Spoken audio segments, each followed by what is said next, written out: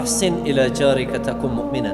ابو هريره د گاونډي سره احسان کوا، گاونډي سره نیکی کوا، د گاونډي د حقوق خیال ساته، نو تكون مؤمنا، تبا مؤمن جوړ.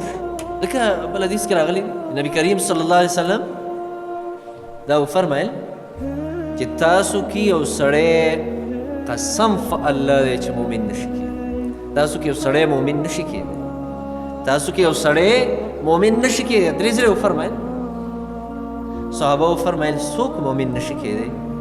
نبی کریم صلی الله علیه وسلم ته وفرمایل هغه کس چې د چانه د ګاونډي د تکلیفونو نه په امن کې ني، دا مؤمن نشي کېدی. کاغه ستا د کور ګاونډي دی، کاغه ستا د دکان ګاونډي دی، کاغه ستا د ځمکې او د جایداد ګاونډي دی، ستا د کور ګاونډي دی، د هغه بچي تا نه په امن کې نه دی، هغه ستا نه په سکون کې نه دی، هغه ته تکلیفونه ورکې. د دکان ګاونډي دی هغه تا نه په امن کې نه دی، او دا کوشش دی چې د هغه نه څه دا ګاګ د خپل طرف ته راواړو، دا کوشش کې.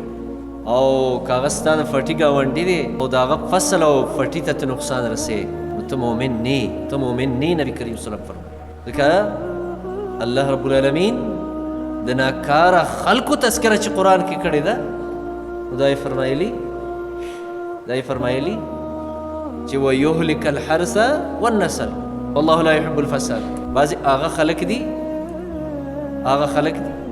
چې هغوی د خلکو فصل او نسل تباه کوي، د خلکو فصل ته نقصان رسوي، خلکو نسل ته نقصان رسوي. الله فرمایي د الله فساد نه دی خوښ او مفسدین هم نه دي خوښ، ورانکاري د الله نه دي خوښ.